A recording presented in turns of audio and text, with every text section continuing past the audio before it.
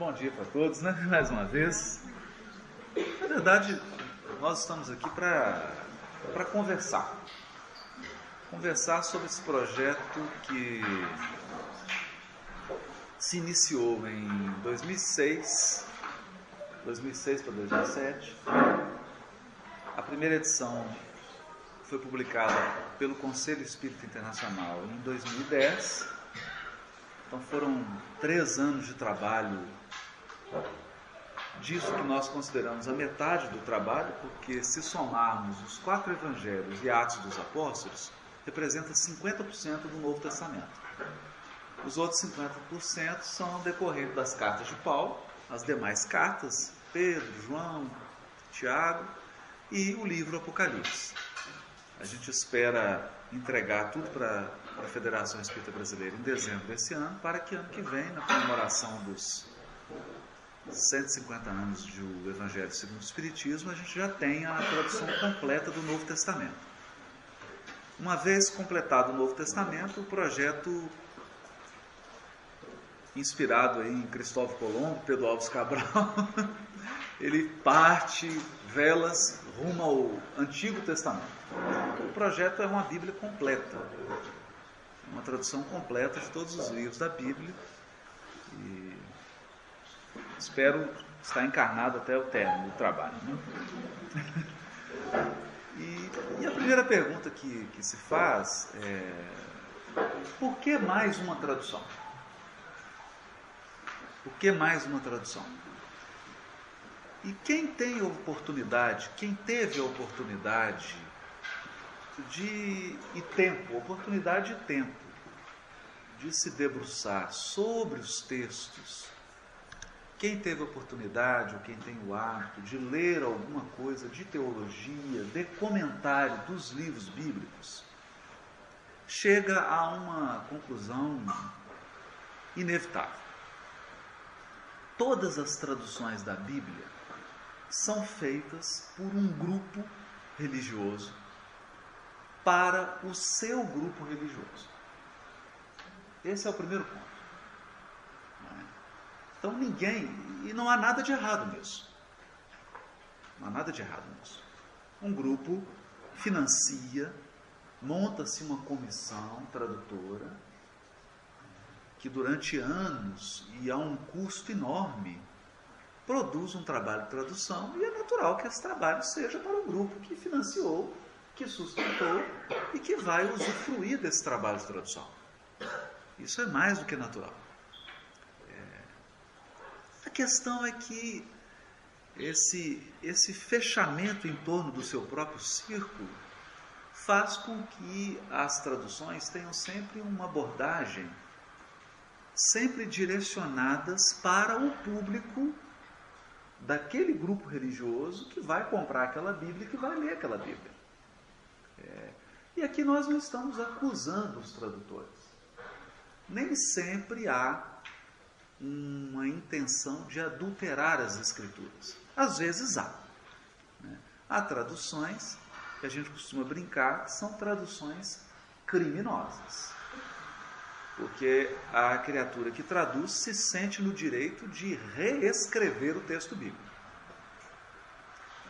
Se sente no direito de alterar palavras e colocar a sua crença, a sua interpretação pessoal no texto bíblico, contrariando muitas vezes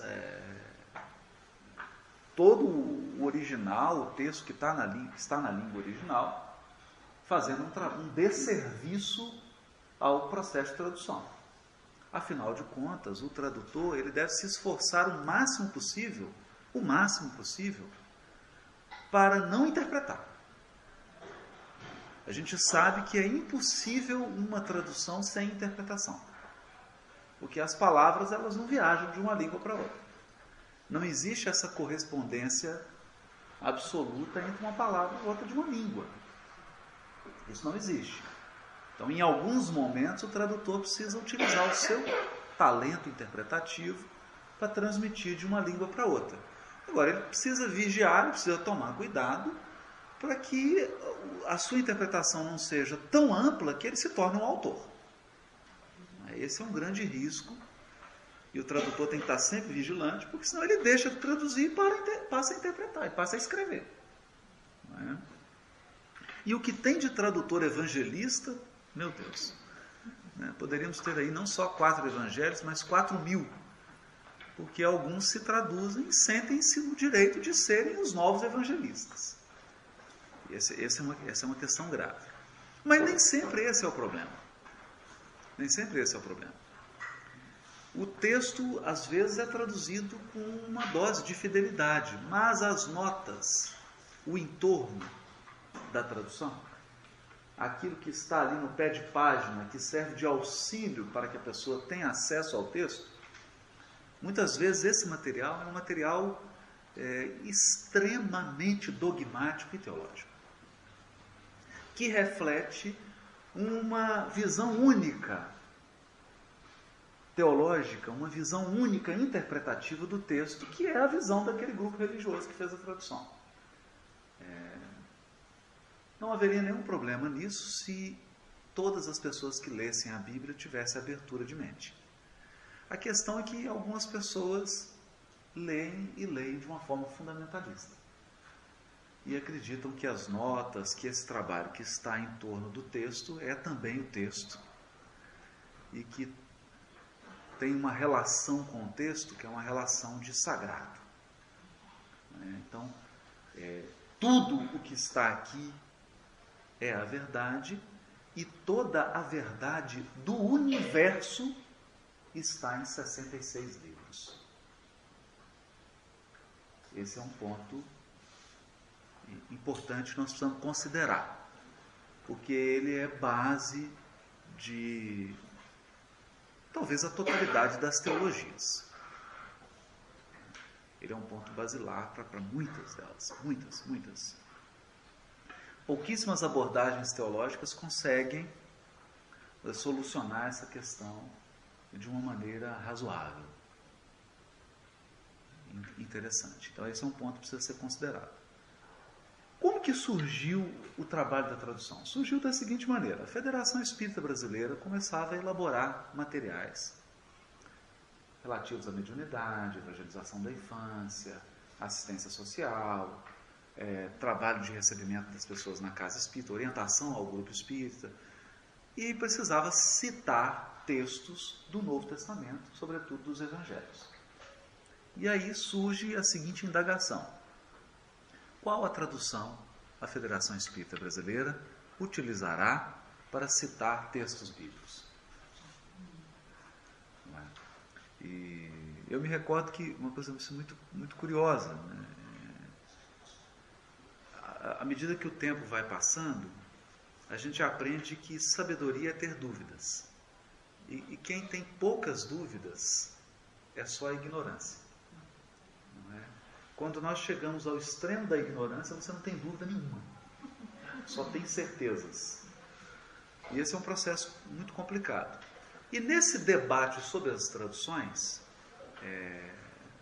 que é um debate riquíssimo, e eu particularmente me sinto um aluno de primário, tamanha a complexidade desse material, não obstante 25 anos de estudo no tema. Me sinto uma criança, tamanha a complexidade, meu Deus, é muito complexo. Mas pessoas que não conheciam a língua grega, não conheciam a língua hebraica, nunca leram um comentário bíblico, nunca leram um livro de teologia, se sentiam doutores e habilitados a opinar sobre qual era a melhor tradução. Então é muito curioso, porque, por exemplo, eu não sei alemão, né? E acho que se alguém me perguntar assim, qual a melhor tradução de Goethe para o português, eu vou ficar em silêncio, eu procuro alguém que saiba, porque eu não sei ler Goethe no original. Eu não sei alemão. Então, naturalmente, eu não estou habilitado a opinar sobre qual a melhor tradução para português de Goethe. Porque o mínimo que uma pessoa precisa saber para opinar sobre isso é o alemão e o português. Se te perguntarem qual a melhor tradução de Goethe para o francês, você tem que, no mínimo, conhecer o alemão e o francês. No mínimo. No mínimo. No entanto, pessoas que não conheciam o grego opinavam, não, essa é a melhor tradução. Ora, é a melhor. E você já leu o texto em grego? Não, eu nunca li, mas essa é a melhor. É melhor, mas é melhor por quê? É melhor porque me falaram que é melhor. Me falaram que era a melhor tradução. E surgiu esse impasse. Então, uma criatura muito querida, muito especial, Marta Antunes, hoje vice-presidente da federação, mas na época diretora, junto também do nosso querido Nestor Mazotti, resolveram, com sabedoria, com prudência, abrir o debate. Vamos examinar essa questão. O que está envolvido nessa questão? Então, me enviaram um e-mail, eu escrevi um e-mail, pequeno, assim, umas 10 páginas, pontuando algumas coisas que precisavam ser consideradas. Quando eles viram aquele e-mail enorme e a complexidade da questão, falaram assim, olha, isso não é questão para se resolver por e-mail. Eu falei, era isso que eu estava tentando dizer em 10 páginas. Tentando dizer com todo cuidado, assim, né? Pisando em ovos, como diz no Brasil, né? Com bastante cuidado, é que realmente essa questão precisa ser permanentemente debatida por nós, permanentemente examinada, permanentemente discutida, se a gente quiser uma solução satisfatória. Então, me recordo que Nestor mandou uma passagem de Belo Horizonte para Brasília e eu tive a oportunidade de ir a Brasília e nós pudemos, durante 2 dias, conversar calmamente, fraternamente, com muito amor, com muita paciência, muita calma, sobre as coisas que eu já sabia, sobre o que eu não sei, sobre as coisas que eu não vou saber nessa encarnação, né? Só vou aprender em outras, porque uma vida é muito pouco, mas sobre a complexidade que envolve tradução, texto bíblico, e que nós vamos comentar um pouquinho aqui, durante esse tempinho antes do almoço. Vamos tentar dar um mapa, vamos sobrevoar o território. A minha esperança é que antes do almoço saiam todos aqui cheios de dúvidas. E se todo mundo tivesse, mas eu estou com dúvida demais, eu achei que você ia esclarecer, eu estou com muita dúvida, aí eu vou ficar feliz. Porque se todos saírem com dúvidas, é sinal de que o processo começou. O processo de questionamento, de exame, de aprofundamento dessa questão. E lá nós conversamos, debatemos muito sobre isso. E eu lembro que o Nestor ficou assim, meio branco, né? Mais branco ainda, né? E ele olhava e falou assim, mas olha, você não quer fazer uma tradução? E eu era muito ingênuo. E aceitei. Bastante ingênuo. E aceitei. E por que eu digo isso? Eu desconheço um projeto de tradução feito por uma pessoa. Geralmente as traduções são feitas por comissões. Há grandes vantagens nisso e grandes problemas também. Então eu digo que foi um trabalho tem sido um trabalho muito árduo e doloroso. Há uma vantagem de se fazer uma tradução sozinho? Sim.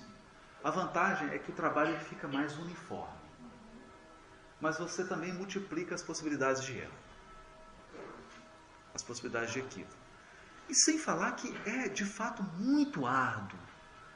Porque traduzir é quase fazer um yoga entrar em nível alfa de meditação para que você consiga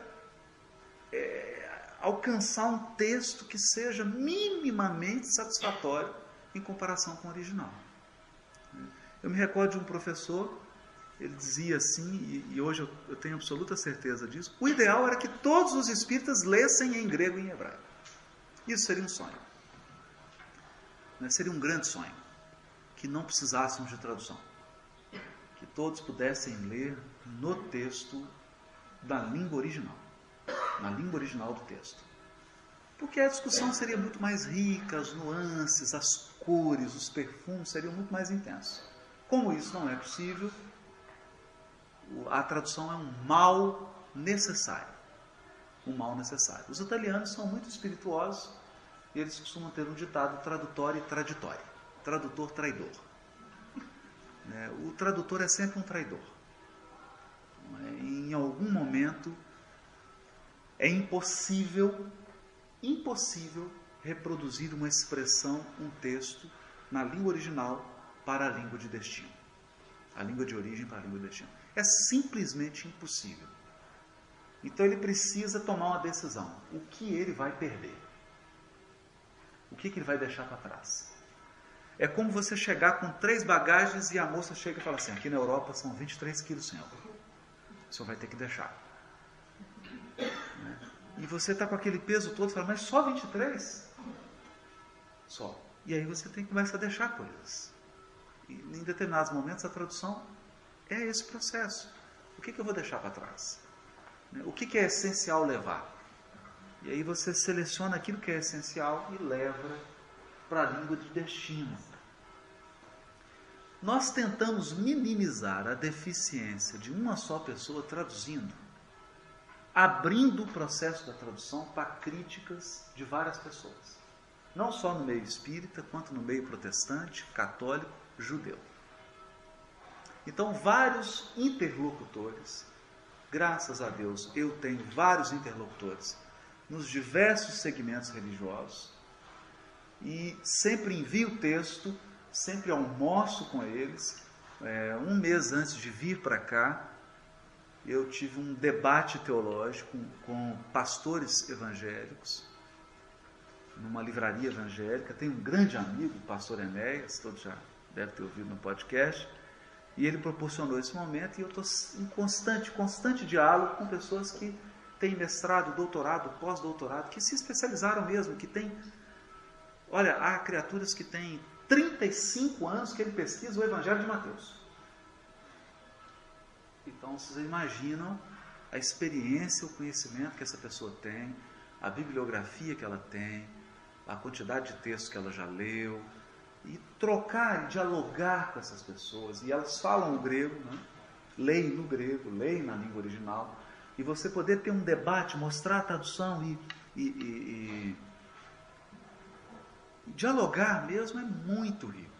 Então nós tivemos esse cuidado de abrir o texto para que essas pessoas pudessem fazer críticas, fazerem sugestões, apontarem deslizes, apontarem virtudes, qual que é o caminho certo, qual que não é.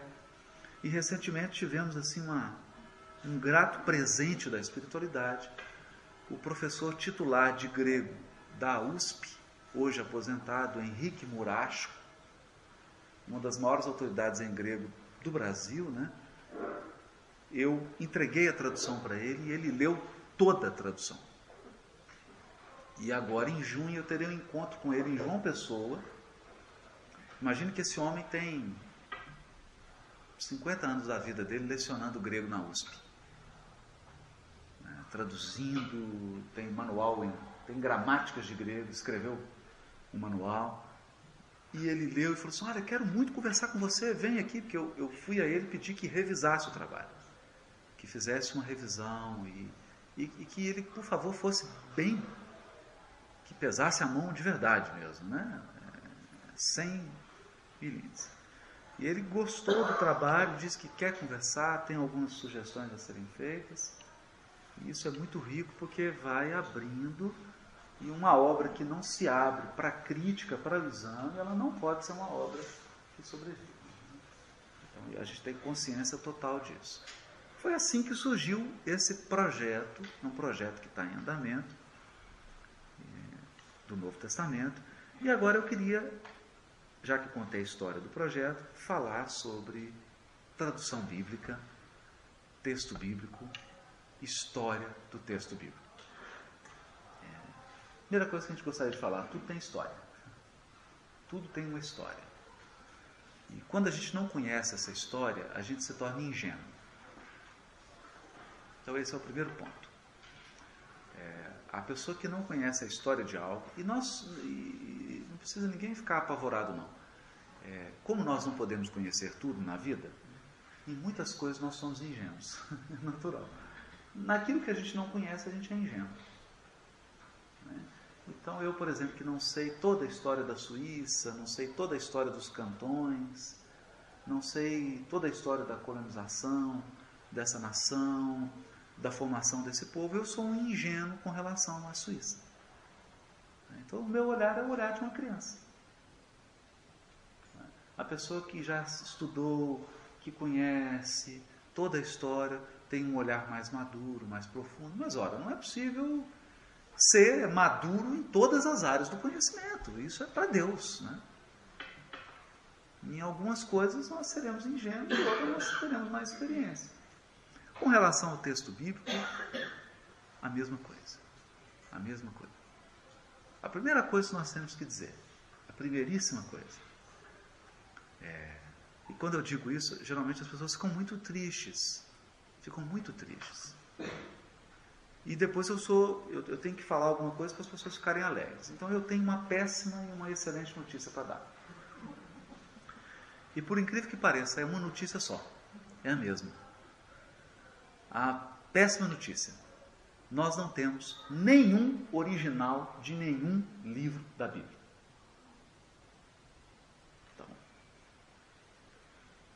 tem pessoas que ficam até vontade de chorar, né? Fica à vontade. Nenhum. Não há um livro da Bíblia original que sobreviveu ao tempo. Nenhum. Zero. Zero. Nenhum. Todos acabaram. Todos. Todos. Meu Deus. Qual que é a boa notícia? Essa é a boa notícia. Essa é a boa notícia. Porque se nós tivéssemos originais, o livro de Isaías, aquele que o Isaías pegou com a mãozinha dele e escreveu, nós estaríamos agora ajoelhando diante do livro, adorando o livro. Então, o que chegou até nós? Cópias. Cópias. E aí eu preciso contar um pouquinho de história.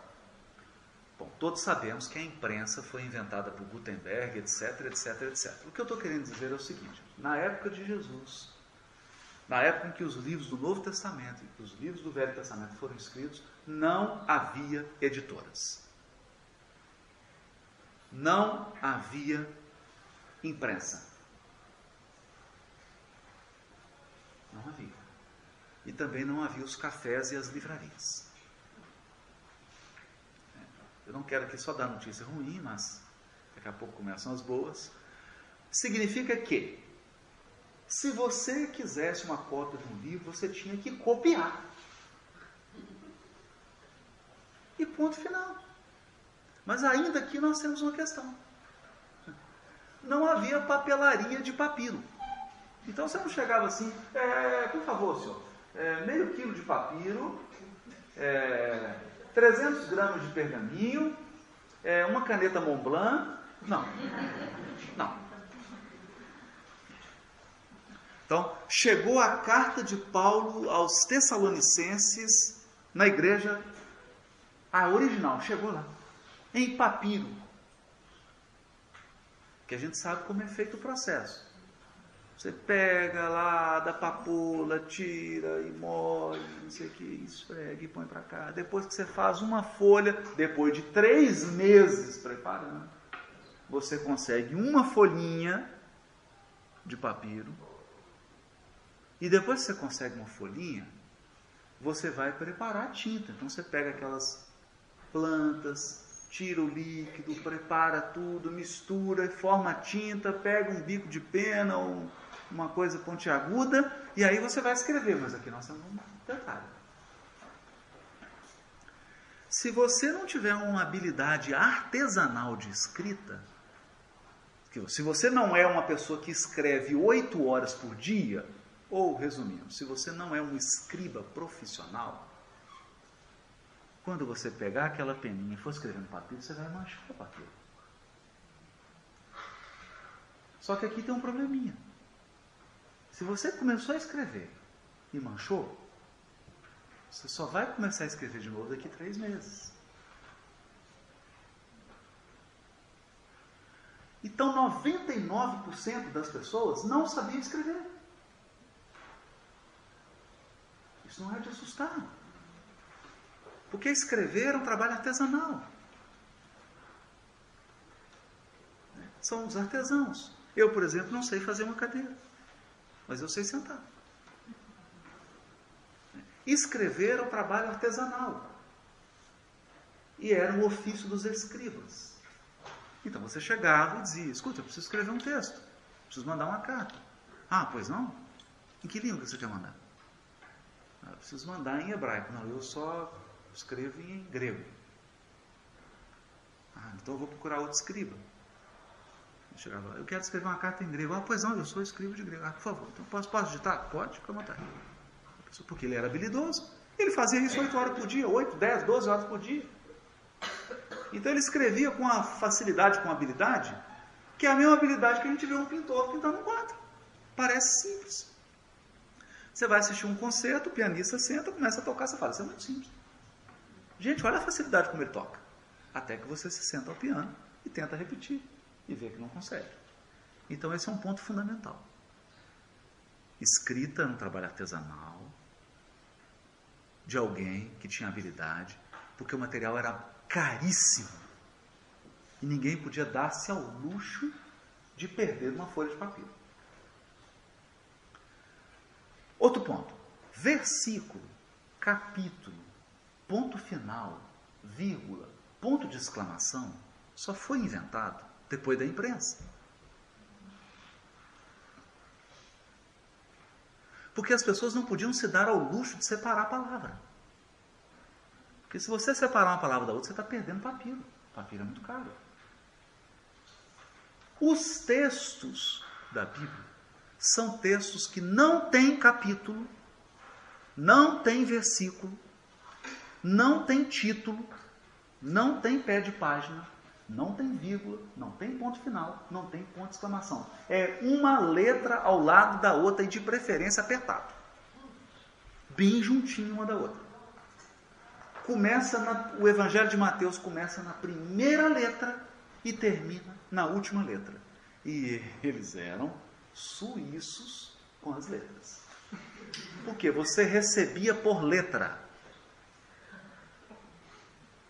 Então, cada linha tinha um número de letras e cada linha e na coluna tinha que dar. Porque quando você multiplicava a linha pela coluna, dava um número de letras por página. Que é o que ele te cobrava. Então as letrinhas eram uma do lado da outra, não tem título. Então quando alguém abre o Novo Testamento, vamos lá, Marcos. Ministério do precursor, isso não existe. Número 1zinho aqui, capítulo 1, versículo 1. Não existe isso. Isso não existe nos textos, nos manuscritos. Não tem isso. Então, alguém teve que separar as palavras, depois da invenção da imprensa. Depois da invenção da imprensa. Alguém teve que separar as palavras. Alguém teve que pontuar.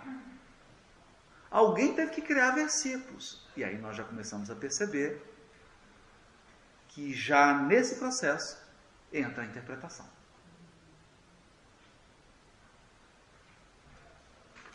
Porque você tem que decidir, esse versículo faz parte dessa parte aqui ou da parte seguinte?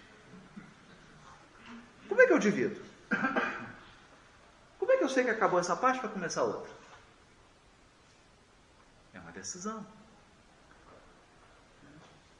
E a gente imagina que isso já veio assim, mas não veio. E tem uma coisa curiosa. Em alguns versículos, você pode separar as palavras de 2, 3 maneiras diferentes. E pior, que todas fazem sentido. Isso é o pior.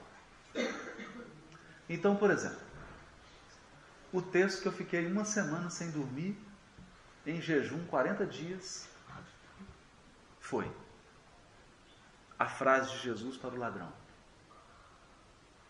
Em verdade te digo agora, hoje mesmo estarás comigo no paraíso. Não tem separação.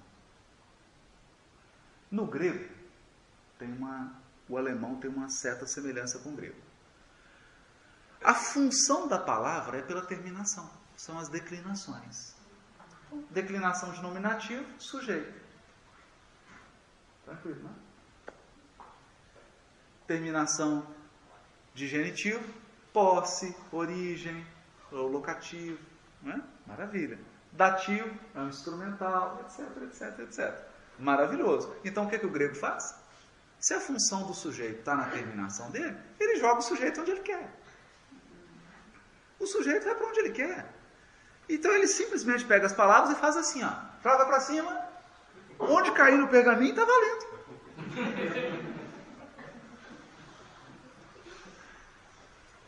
Não tem ordem. Mais ou menos, estou exagerando um pouquinho, mas deu para entender. Então, em verdade, te digo hoje, 2 pontos. Estarás comigo no paraíso? Ou em verdade te digo, 2 pontos. Hoje estarás comigo no paraíso. Ser ou não ser? Eis a questão. É você que põe os 2 pontos, porque ele não tem. E isso sem entrar no significado da palavra paraíso, que não tem nada a ver com a teologia católica, que só nasceu 300 anos depois de Cristo. Porque nós não podemos imaginar que Simão Pedro era católico. Nem protestante, nem mormon.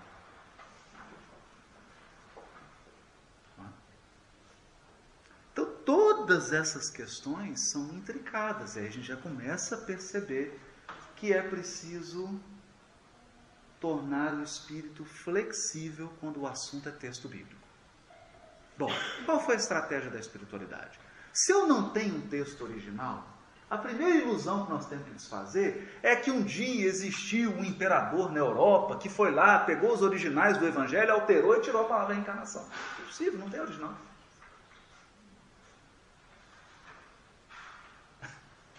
Nunca os originais na Bíblia estiveram nas mãos de um ser humano. O que nós temos? Nós temos milhares de cópias dos textos bíblicos. Milhares. Espalhados pela terra. Alguns ficaram enterrados 1780 anos. E só foram descobertos em alguma caverna em 1789. Ou, como os manuscritos do Mar Morto, 1948 anos enterrados em cavernas. Ou como o rolo de Isaías, que eles encontraram lá, datado, através do teste de carbono, de 600 anos antes de Cristo. Então esse negócio ficou enterrado mais de 2000 anos. Então ninguém pode mexer, porque o texto estava enterrado. Ninguém teve acesso a ele. Como nenhum original existe, só existem cópias. Só existem cópias. E quando você pega quais são todos os manuscritos que existem do Evangelho de Mateus? São esses. Aí tem a lista. Esse aqui está no Museu Britânico, esse aqui está em tal lugar, esse aqui está lá na Alexandria, esse aqui está na França, esse aqui está na Alemanha, esse aqui está espalhado. Nos museus e bibliotecas do mundo. Cópias. Aí você seleciona todas. Aí o que o pesquisador faz? Começa a comparar todos os manuscritos que ele tem do Evangelho de Mateus. E o que ele percebe? Não há um versículo sequer da Bíblia que não tenha variação entre um manuscrito e outro. Todos têm variação. Todos. Todos. E aí começa um trabalho que quem é da área de literatura ou de linguística sabe muito bem, que é chamado crítica textual. O que é a crítica textual? São aqueles especialistas que estabelecem o texto. Eles examinam todas as cópias e, através da comparação meticulosa de uma cópia com outra, de um estudo profundo, que é uma ciência e uma arte, tentam montar o quebra-cabeça. Tentam montar o quebra-cabeça o mais próximo possível do que eles imaginam que teria sido o original.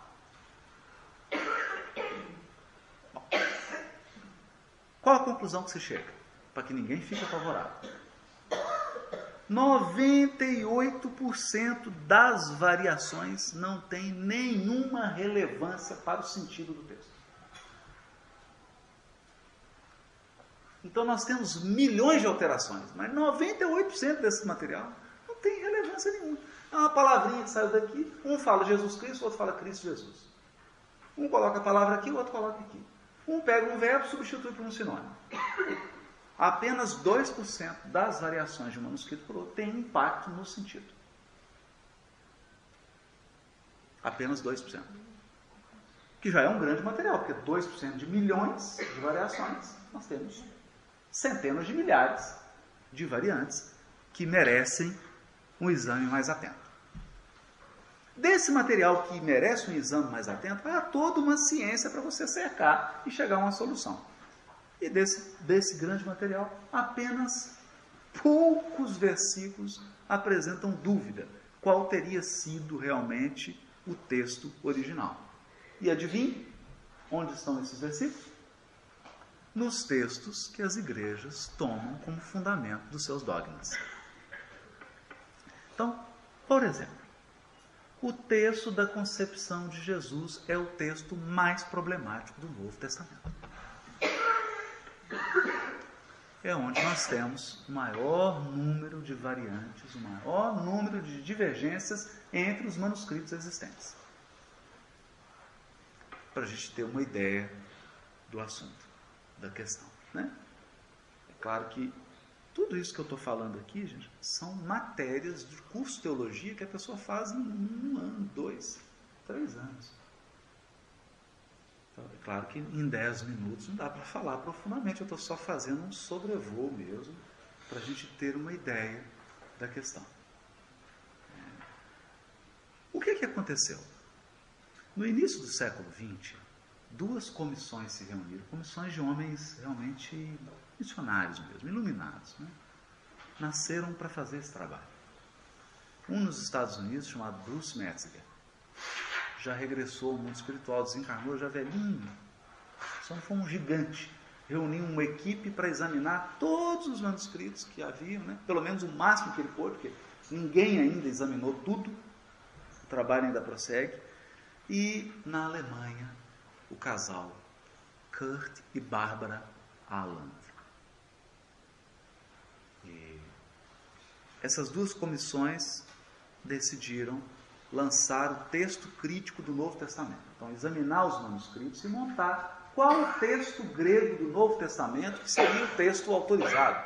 Aquele texto abalizado e cientificamente justificado que servisse de base para todas as traduções do mundo. As comissões começaram a trabalhar separadamente, depois elas se reuniram e resolveram lançar um texto único, mas com notas diferentes.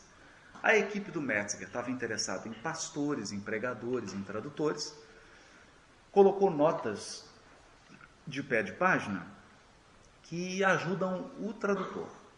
A equipe do Aland, aqui na Alemanha, resolveu fazer um trabalho mais técnico. Eles estavam interessados em cientistas mesmo, em teólogos. Então, suas notas são mais elaboradas, tem mais uma riqueza de detalhe. E foi publicada, então, a edição crítica, a Nestlé Aland, né, que é um trabalho longo, e a edição da Unite, aquela Sociedade Bíblica Internacional, né? Eles lançaram lá essas 2 versões, o texto grego é o mesmo, o que varia são as notas. Lembrando que o primeiro a falar assim, meu Deus, nós precisamos olhar aí os pergaminhos, foi São Jerônimo, o tradutor, o homem que traduziu do grego e que para a Vulgata Latina, o criador da Vulgata Latina. Ele, naquela época, já examinou alguns textos, ele examinou manuscritos, na época dele, 400 e pouco, já tinham tantos manuscritos e não tinha nenhum original. Já no ano 400 e pouquinho não tinha nenhum original. E ele examinou os manuscritos que ele tinha e traduziu para a Vulgata Latina. E a igreja passou a adotar. É curioso, né? Porque a igreja abandonou os textos gregos e ficou com a tradução em latim. e tornou a tradução o texto sagrado oficial. É quase impressionante, não é? Muito impressionante. Esse trabalho foi recuperado por um espírito que está na codificação. Erasmo de Roterdã. Erasmo de Roterdã foi o homem, já na Idade Moderna, que falou: ei, peraí, tem que examinar o grego aqui, ninguém quer o latim não, eu quero o original, eu quero a língua original. Vamos examinar os manuscritos gregos, mas na época dele ele só tinha manuscritos da Idade Média, ele não tinha os antigos. Ah, por que não tinha? Porque não tinha sido escavado ainda, não tinha sido descoberto. Estava tudo enterrado. E ele fez o que pôde, fez muito. E aí começa o trabalho da espiritualidade superior de libertar o texto original. Gente, isso é muito importante. É aí que entra Jerônimo de Praga, Jan Hus, John Wycliffe, e culmina em Lutero, no processo da reforma, né? Até com Lutero traduzindo para o alemão, embora o foco de Lutero não foi um foco mais de igreja mesmo, de fundar um templo, uma coisa, e menos um trabalho de resgate do texto, a não ser para a língua alemã, que ele realmente tem uma função espetacular. Mas do ponto de vista do grego e do hebraico, ele contribuiu pouco, bem pouco. Mas os grandes luminares da reforma, Jan Hus, Wycliffe, Jerônimo de Praga, Erasmo de Roterdã, que são espíritos que estão na codificação, iniciaram o processo de: ei, eu quero o texto na língua original, eu quero ler na língua original, eu quero ter acesso, eu quero buscar a verdade. A verdade. Qual é a verdade? Como que eu vou descobrir a verdade se eu não tiver acesso ao texto? Se eu não puder ler e interpretar? Se eu não tiver liberdade para interpretar? Isso aqui é interessante. E desse movimento todo de libertação do texto, de disponibilização do texto, pessoas foram queimadas, foram assassinadas, porque contrariaram interesses enormes e sofreram as consequências desse ato de bravura. E graças a Deus, ao martírio dessas pessoas, hoje nós temos um texto. Eu queria até fazer um apelo aqui, porque sei que vocês estão muito próximos. Há uma cidade na Alemanha chamada Münster. Em Münster está a cópia de, salvo engano, todos os manuscritos do Novo Testamento. Lá tem uma cópia digital.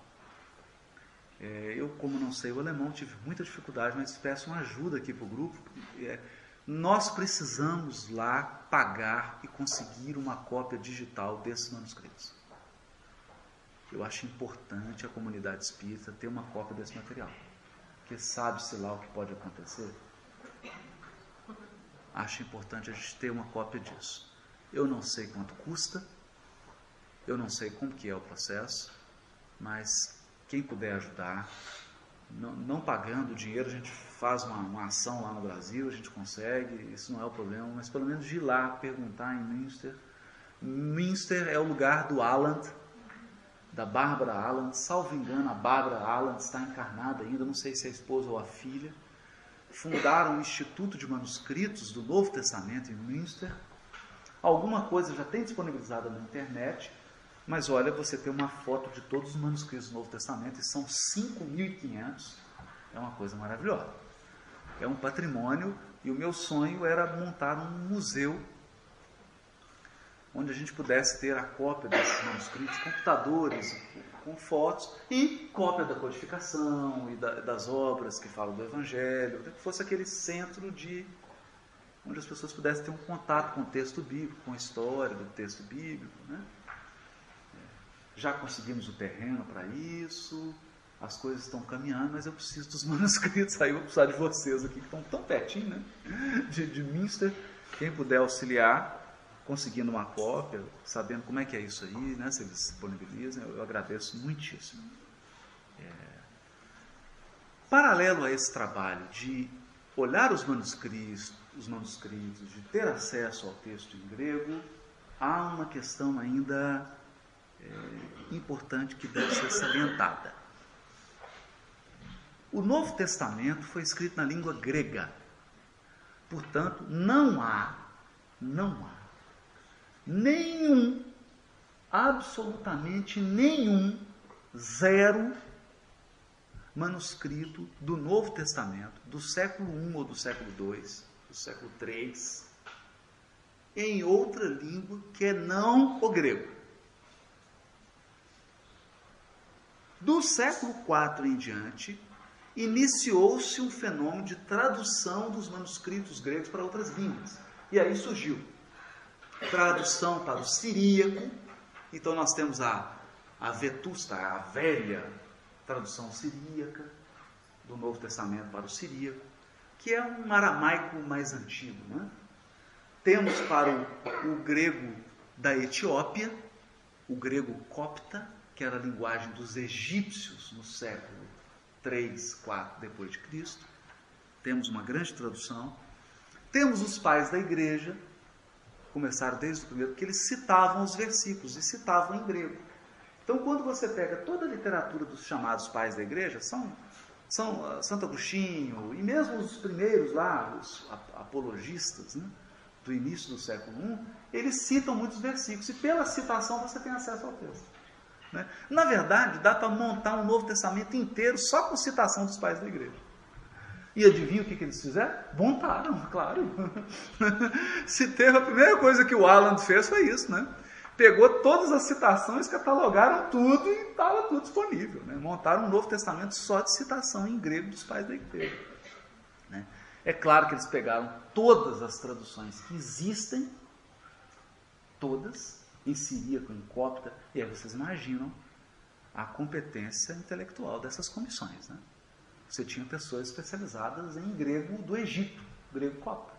Você tinha comissões especializadas em siríaco, comissões especializadas em armênio, em Vulgata Latina, etc, etc. E esses homens catalogaram versículos. Mateus, capítulo 1, versículo 1. Todas as citações e todas as traduções que existem desse versículo. É um trabalho simplesmente gigantesco, extraordinário, já à nossa disposição. Está tudo à disposição. Esse trabalho foi feito. Não é um trabalho pequeno. Precisa ser valorizado. E a partir desse trabalho, hoje nós temos um texto fundamentado. Será que as melhores decisões foram tomadas? Não. Em alguns pontos não. Mas a disponibilização do material foi feita? Foi. O material está disponibilizado, ele não está mais escondido. Está à disposição de quem quiser pesquisar. É difícil chegar, né? É difícil você ter acesso lá por a mãozinha, mas ele está disponível nessas grandes universidades para que as pessoas possam pesquisar e possam ter acesso. E foi editado o texto crítico. Com base nesse texto crítico que eu fiz a tradução. Eu e o resto do planeta Terra. Porque todas as traduções que existem de 1950 em diante estão baseadas nesse texto crítico, nessa edição do Aland e do Metzger. Todas. Todas se baseiam nesse texto. Esse é o texto, digamos, autorizado. Há especulações de que Mateus tem escrito em hebraico, aramaico? Há especulações. Temos, inclusive, citações. Mas existe algum manuscrito do Evangelho de Mateus em aramaico? Não. Existe algum manuscrito dele em hebraico? Não. Nós temos traduções do Novo Testamento para o hebraico. Mas não manuscritos antigos. Não temos. Não temos. Só temos em grego. Mas, para encerrar essa parte, há um aspecto interessante. Imaginem um brasileiro escrevendo uma carta em alemão. O que acontece? Em algum momento ele dá uma cochilada e vira português. E todas as palavras são escritas em alemão. Mas um alemão ou um suíço dá uma olhada e fala, isso aqui não é alemão, não. Está errado. Meu Deus, ele não estudou gramática, não sabe. Né? Ou havia construções, a pessoa fala, meu Deus, o que ele quer dizer aqui? O que ele quis dizer? que ele quis dizer. Eu me recordo que a primeira experiência, quando eu fui à França, e eu estava com o meu professor de hebraico, que é francês, e eu falei alguma coisa em francês, ele virou para mim e falou assim: você acha que está dizendo alguma coisa? Porque você disse em francês, mas a expressão que você construiu não existe na França. Não há francês capaz de entender o que você disse. Você simplesmente traduziu uma expressão idiomática mineira para o francês. É impossível, eles vão olhar para você e não vai entender. Pois bem, o Novo Testamento está em grego, mas a mente de quem escreveu está em hebraico. Eles pensavam em hebraico, respiravam a cultura deles, é claro. Eles são hebreus. São hebreus.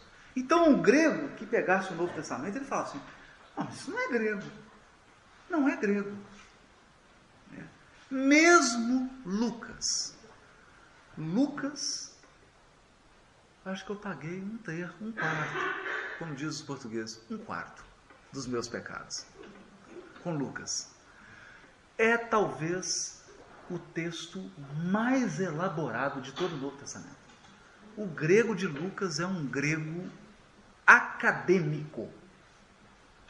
Acadêmico. Esse é um lado da história. Ele usa um vocabulário que é próprio, um vocabulário extremamente sofisticado. Dá muito trabalho traduzir Lucas. Mas, por outro lado, talvez seja o texto com maior número de hebraísmos. É impossível. Aí você fala, mas como que pode? Um homem que escreve tão bem em grego. E essa questão judaica está no livro Paulo e Estevão. Quem iria escrever o Evangelho era Paulo. Ele que anotou tudo. Quando ele percebeu, em 58, que não seria possível escrever, porque estava preso na Cesareia, iria para Roma, e lá em Roma realmente ele ia desencarnar, ele pega todo o material e entrega para Lucas, e Lucas reescreve. Mas naturalmente o material que Lucas recebeu foi escrito por Paulo, que se expressava com o vigor da mente de um hebreu. E aí há uma mistura. Um homem que escreve elegantemente em grego, mas que tem um material de base de uma mente hebraica. Então é um evangelho misto. Mateus, então, nem se fala.